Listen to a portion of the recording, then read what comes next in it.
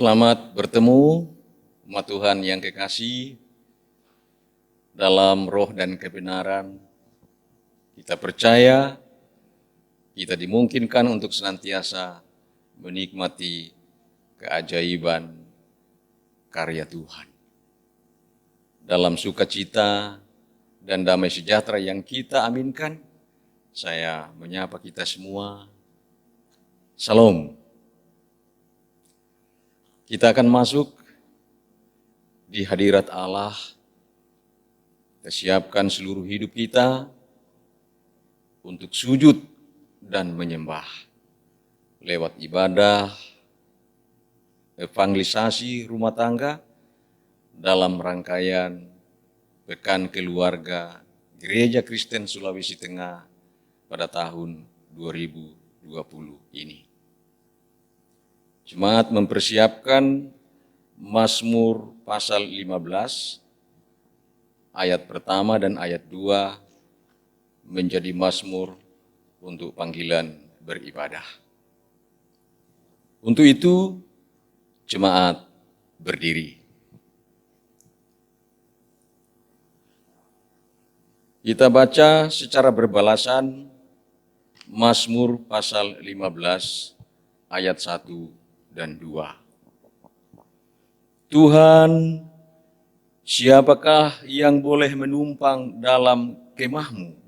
Siapa yang boleh diam di gunung-Mu yang kudus? Yaitu Dia yang berlaku tidak bercela, Yang melakukan apa yang adil dan yang mengatakan kebenaran dengan segenap hatinya. Amin.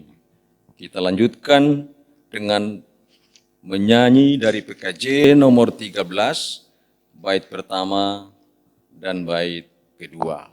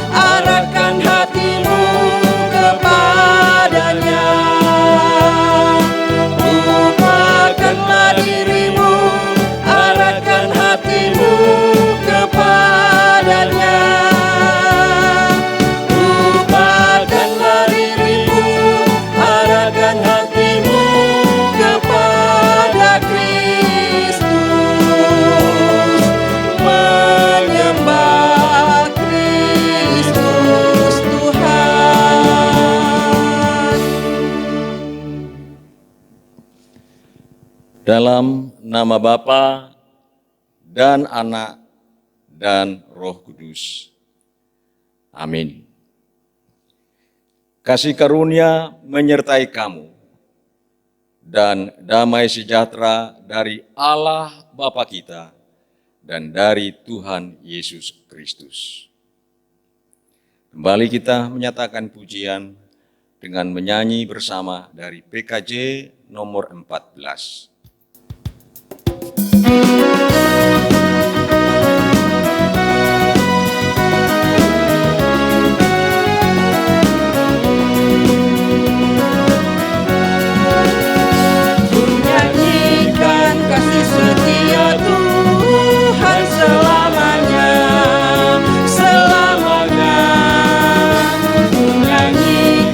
Kasih setia Tuhan selamanya, ku nyanyikan selamanya.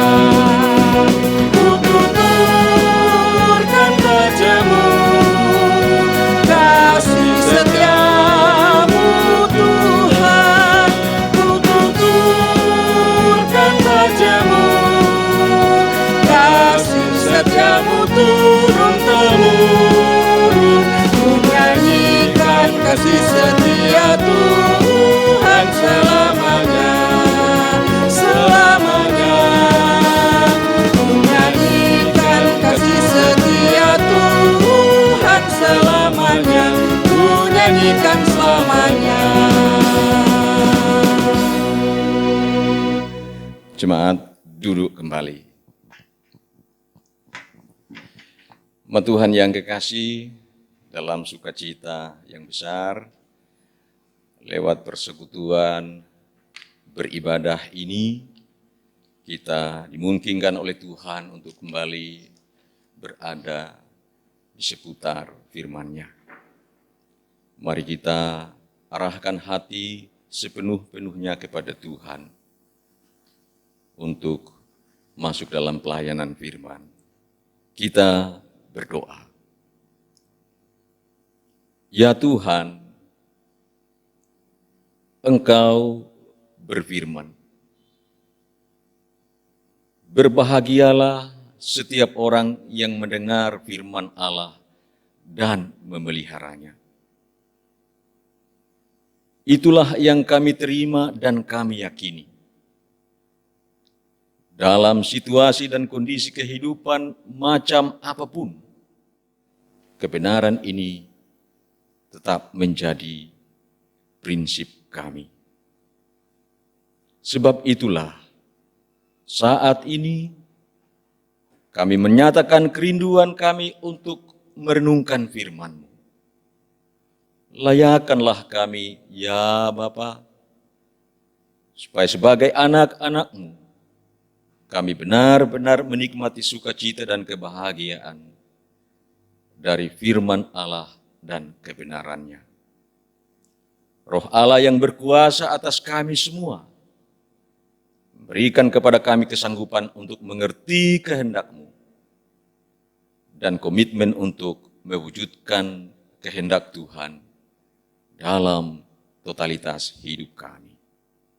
Umat-Mu yang ada mau mendengar firman-Mu. Berbicaralah ya Tuhan, di dalam nama Yesus Kristus. Amin. Tuhan yang kekasih, sesuai jadwal bacaan Alkitab pada Pekan Keluarga Gereja Kristen Sulawesi Tengah tahun ini, maka bahagian Alkitab yang menjadi bacaan kita dan pokok perenungan kita terdapat dalam kitab Yesaya pasal 1, Yesaya pasal 1 ayat 2 sampai 9. Yesaya pasal 1 ayat 2 sampai 9, firman Allah demikian. Dengarlah hai langit, dan perhatikanlah hai bumi, sebab Tuhan berfirman, Aku membesarkan anak-anak dan mengasuhnya, tetapi mereka memberontak terhadap aku. Lembu mengenal pemiliknya, tetapi Israel tidak. Keledai mengenal palungan yang disediakan tuannya, tetapi umatku tidak memahaminya. Celakalah bangsa yang berdosa, kaum yang syarat dengan kesalahan, keturunan yang jahat-jahat, anak-anak yang berlaku buruk. Mereka meninggalkan Tuhan, menista yang Maha Kudus, Allah Israel, dan berpaling membelakangi Dia. Di mana kamu mau dipukul lagi? Kamu yang bertambah murtad, seluruh kepala sakit dan seluruh hati lemah lesu. Dari telapak kaki sampai kepala tidak ada yang sehat. Bengkok dan bilur dan luka baru, tidak dipijit dan tidak dibalut, dan tidak ditaruh minyak. Negerimu menjadi sunyi sepi, kota-kotamu habis terbakar. Depan matamu orang-orang asing memakan hasil dari tanahmu. Sunyi sepi negeri itu, seolah-olah ditunggang balikan orang asing. Putri Sion tertinggal sendirian, seperti pondok di kebun anggur, seperti gubuk di kebun mentimun, dan seperti kota yang terkepung. Seandainya Tuhan semesta alam tidak meninggalkan pada kita sedikit orang yang terlepas, kita sudah menjadi seperti Sodom dan sama seperti Gomora. Demikianlah firman Tuhan. Terpujilah Tuhan. Amin. Umat Tuhan yang kekasih, saya menyatakan pujian dan syukur kepada Tuhan, dimungkinkan lagi untuk berjumpa dengan jemaat Tuhan, meski lewat media ini. Dan saya juga meyakini bahwa jemaat semua memiliki kerinduan yang sama untuk berjumpa secara jasmani, muka dengan muka. Tapi kita dipanggil untuk memiliki hikmat, menyikapi dan melakoni dengan baik situasi dan kondisi yang sedang kita hadapi. Semoga semua yang kita nyatakan menjadi ibadah dan persembahan yang berkenan kepada Tuhan. Betapa indahnya ketika kita tahu dapat melakukan sesuatu yang menyenangkan hati Tuhan. Saya akan membimbing kita dalam tema renungan sebagaimana telah disediakan oleh Majelis Sinode Gereja Kristen Sulawesi Tengah lewat Departemen Pembinaan Warga Gereja. Ketidaksetiaan kepada Allah mendatangkan murka Allah. Ketidaksetiaan kepada Allah mendatangkan murka Allah. Tuhan yang kekasih, salah satu hal yang paling mengganjal di hati saya ketika di usia SD sampai usia SMA adalah bagaimana memahami pernyataan firman yang menegaskan bahwa Tuhan itu bisa marah atau murka. Kenapa Allah yang maha kasih seperti itu yang diajarkan sejak kecil? Bahkan kasih itu adalah Dia sendiri bisa murka. Saya sulit membayangkan dan menerima wajah Tuhan yang maha kasih sekaligus wajah Tuhan yang marah. Membayangkan kemarahan orang tua saja sudah mengerikan. Nah, bagaimana membayangkan kalau Tuhan yang maha kuasa itu murka? Jemaat Tuhan,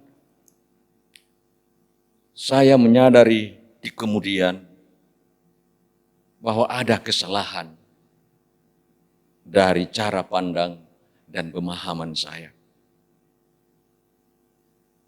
Kesalahan besarnya adalah menilai Tuhan berdasarkan pikiran manusiawi yang sangat terbatas dan berdosa ini. Sederhananya, jika Tuhan murka, berarti Dia murka dalam keberadaannya sebagai Allah yang pengasih. Artinya, kemarahan Tuhan harus kita pahami dan terima sebagai kemarahan karena kasih-Nya kepada kita.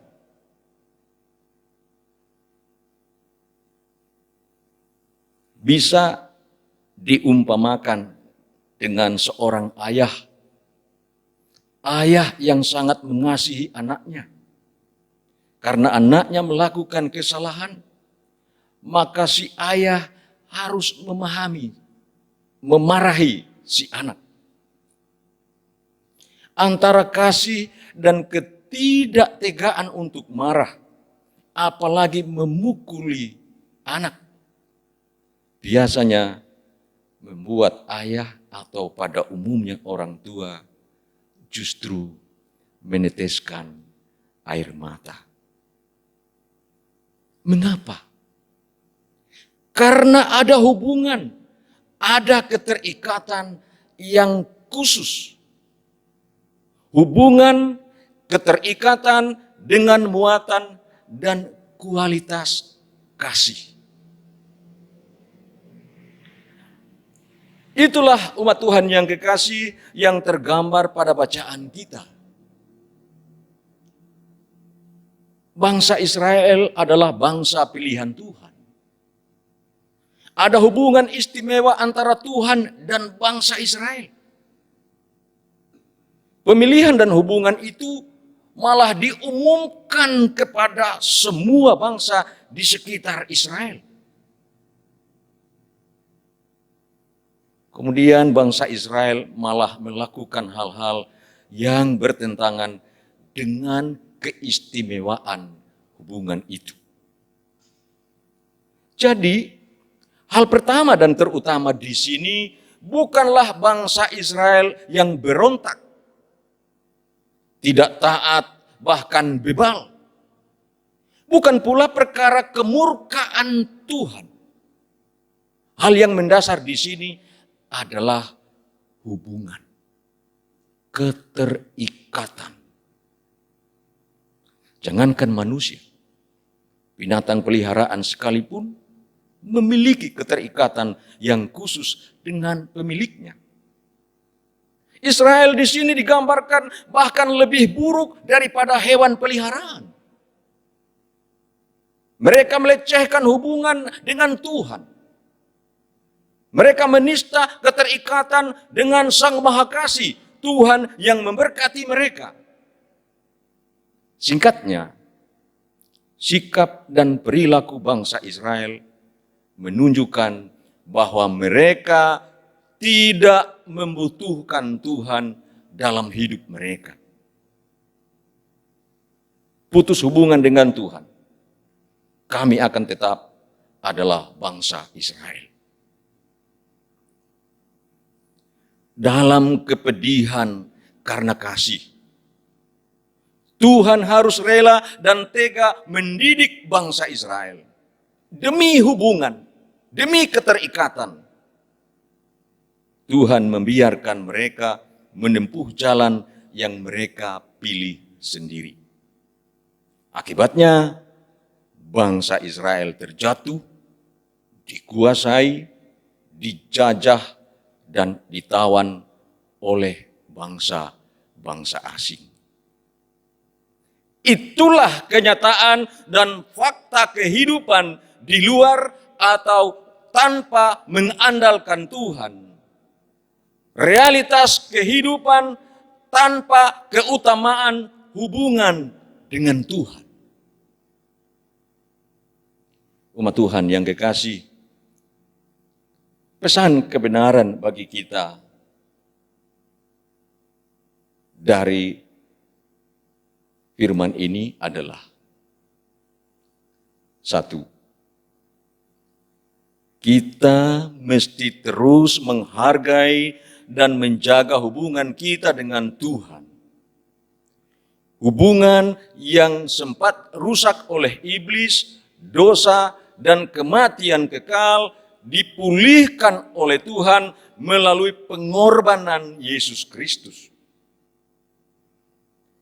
Janganlah merusak lagi hubungan itu, karena salib bagi Yesus hanya terjadi sekali untuk selamanya. 2. Kita dipanggil untuk mewujudkan keindahan hubungan itu melalui hubungan sosial kita. Bukankah kita adalah gambar Allah? Kita dipanggil untuk menggambarkan hubungan kita dengan Allah melalui hubungan-hubungan sosial kita di dalam keluarga, dalam persekutuan atau jemaat, bahkan dengan semua orang dan lingkungan alam di sekeliling kita. Hubungan sosial itu menggambarkan hubungan kita dengan Tuhan. Hubungan yang bermuatan dan berkualitas kasih. 3. Kata orang bijak, pengalaman adalah guru yang baik. Entah pengalaman sendiri maupun pengalaman orang lain. Pengalaman bangsa Israel sedianya menjadi guru bagi kita untuk menentukan pilihan sikap dan perilaku hidup yang menjauhkan kita dari kesia-siaan.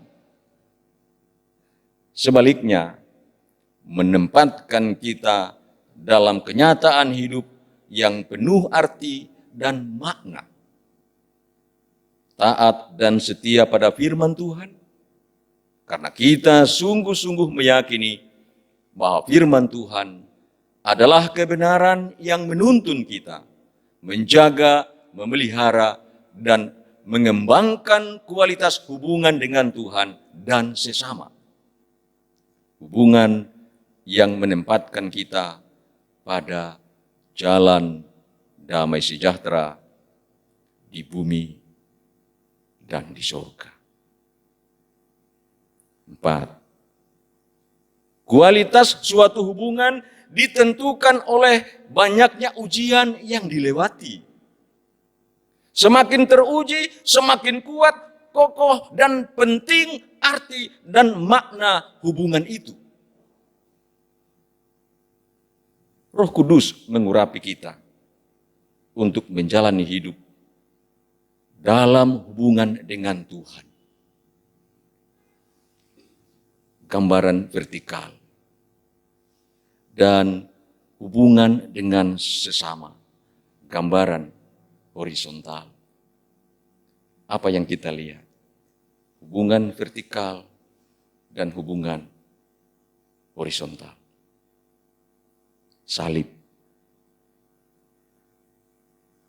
Itulah salib. Kita dipanggil untuk menggambarkan salib. Karena saliblah yang memulihkan hubungan yang rusak antara Tuhan dan kita, antara kita dan sesama.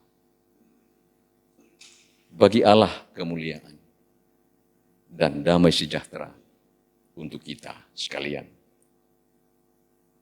Amin.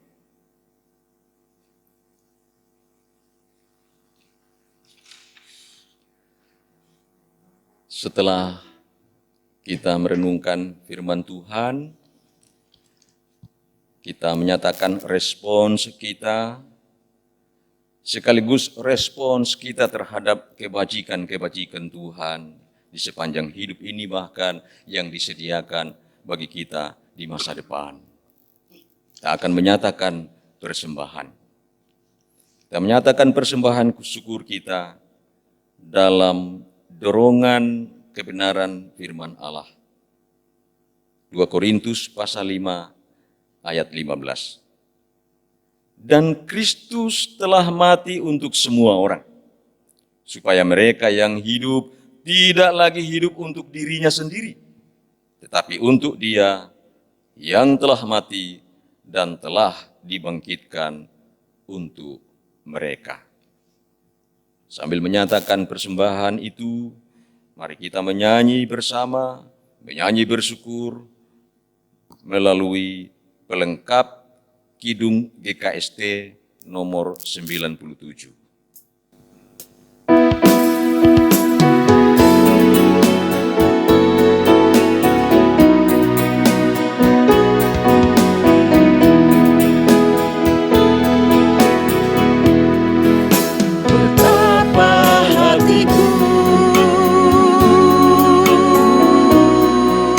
Berterima kasih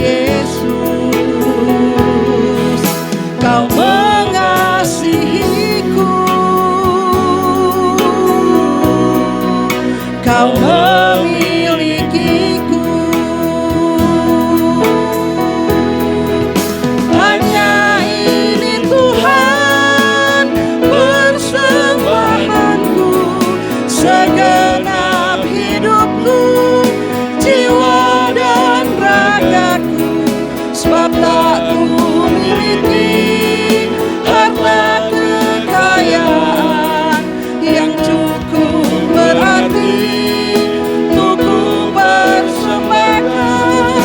Hanya ini Tuhan permohonanku, terimalah Tuhan persembahanku.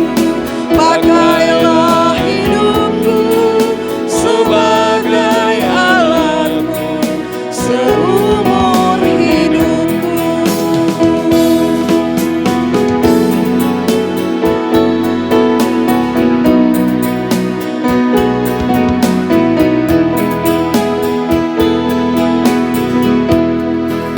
Betapa hatiku berterima kasih, Yesus. Kau mengasihiku, Kau memilikiku. Hanya ini Tuhan persembahanku, segenap hidupku, jiwa dan ragaku. Sebab tak ku miliki harta kekayaan yang cukup berarti untuk ku persembahkan. Hanya ini Tuhan permohonanku, terimalah Tuhan persembahanku. Pakailah hidupku sebagai alatmu seumur hidupku.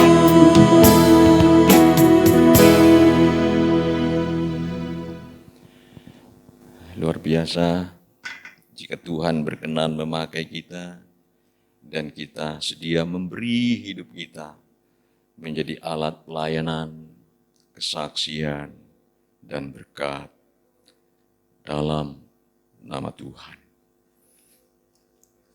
Kita akan masuk dalam doa syukur, juga syafaat dan doa persembahan.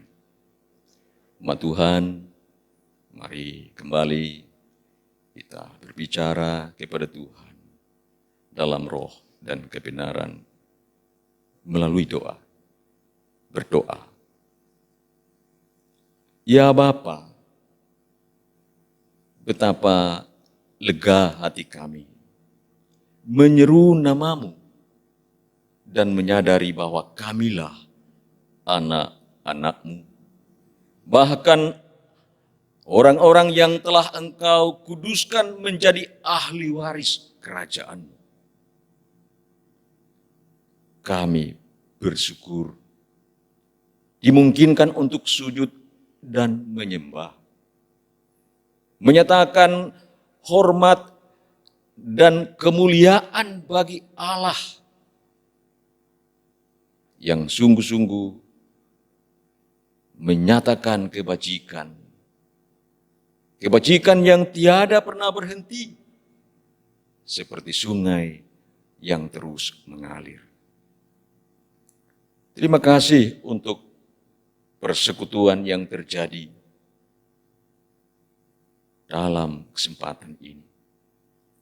Terima kasih untuk puji-pujian yang dapat kami persembahkan. Terima kasih untuk firman Allah yang kami boleh renungkan. Terima kasih untuk persembahan dalam wujud apapun yang boleh kami nyatakan. Terima kasih atas muatan-muatan hati, terungkap ataupun tidak.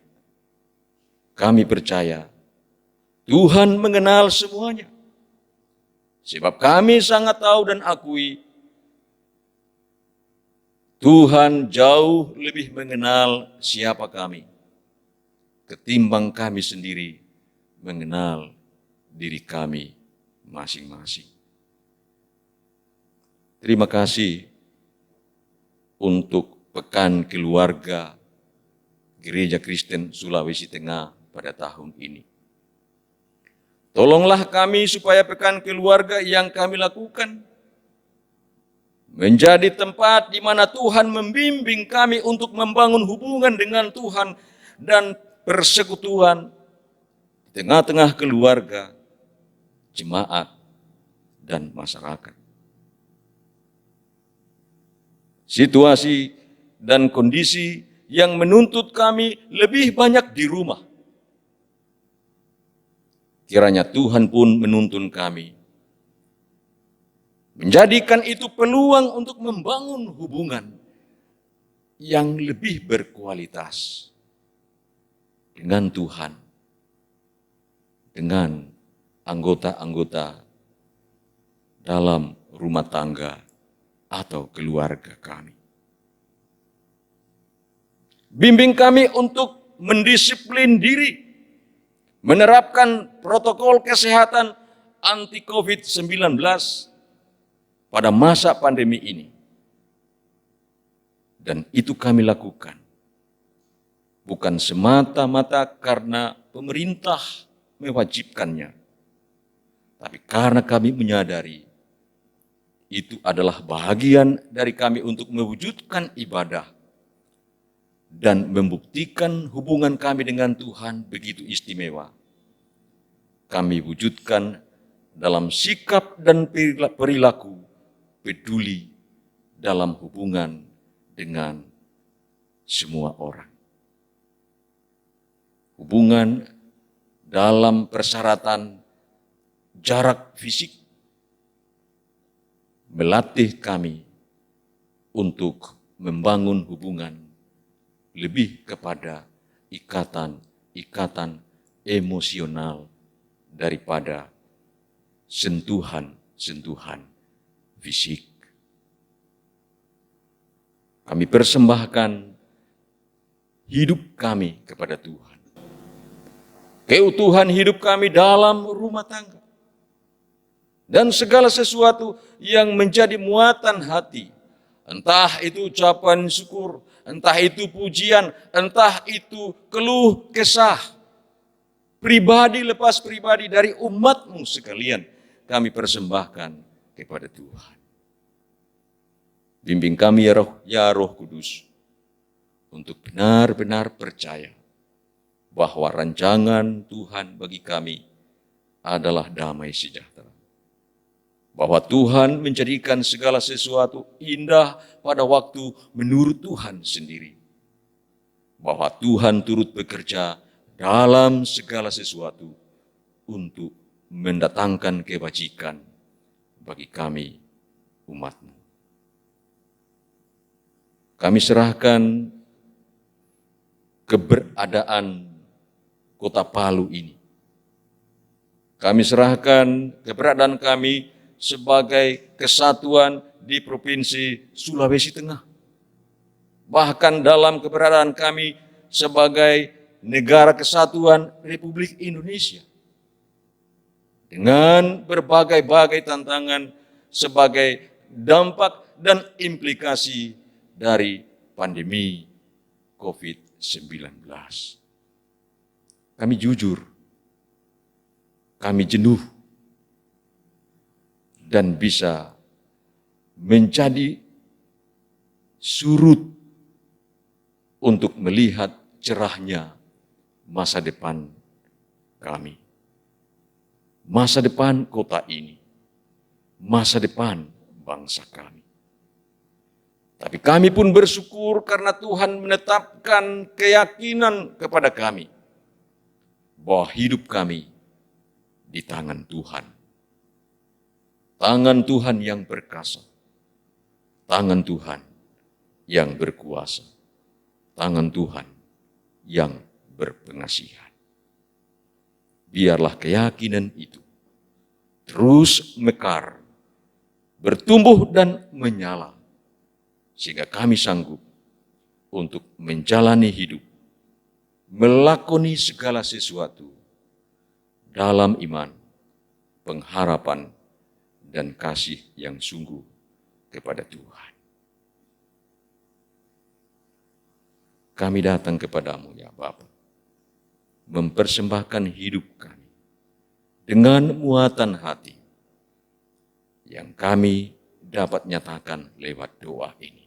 Sempurnakan segalanya, karena kami datang kepadamu dalam nama Yesus Kristus, Juru Selamat dan Tuhan kami yang ajaib dan benar. Terpujilah Engkau ya Tuhan, jadilah kehendak-Mu bagi kami umat-Mu sekalian. Amin. Tuhan, semoga kita mendapatkan kelegaan tersendiri ketika kita bisa bercakap atau berkomunikasi secara langsung dengan Tuhan.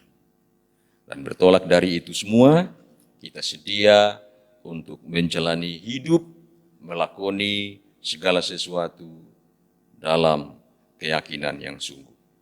Kita dipanggil, kita diutus, dan dijamin berkat oleh Tuhan. Untuk pengutusan dan berkat itu, saya ajak jemaat sekalian berdiri. Umat Tuhan sekalian, pulanglah dalam keyakinan bahwa engkau adalah utusan Allah. Bawalah damai sejahtera berdasarkan kekuatan jaminan berkat Tuhan. Arahkan hatimu kepada Allah dan terimalah berkat-Nya. Tuhan memberkati engkau dan melindungi engkau. Tuhan menyinari engkau dengan wajah-Nya dan memberi engkau kasih karunia.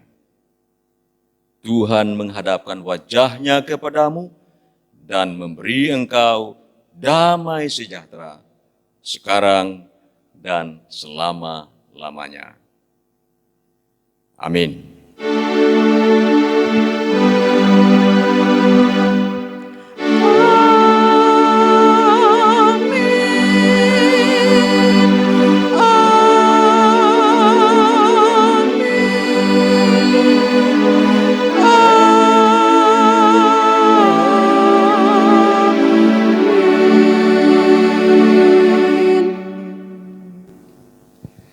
Jemaat, duduk kembali, boleh bersaat teduh, lanjutkan dengan salam sehat untuk masing-masing anggota keluarga. Demikianlah pada rumah tangga pada saat ini, dalam perkenanan Tuhan, kita akan berjumpa di waktu dan kesempatan yang Tuhan sendiri sediakan buat kita. Selamat menikmati kehidupan yang ada dalam berkat Tuhan sendiri. Akhirnya, salam sejahtera atau Shalom.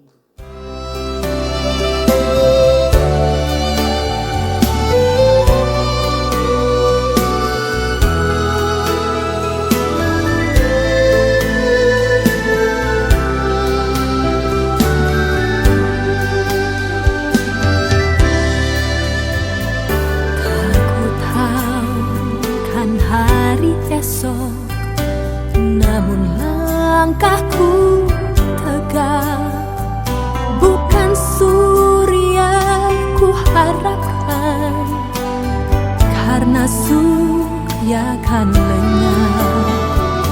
Oh, tiada ku gelisah akan masa menjelang, ku berjalan serta Yesus, maka hatiku tenang. Banyak hal tak ku pahami dalam masa menjelang, tapi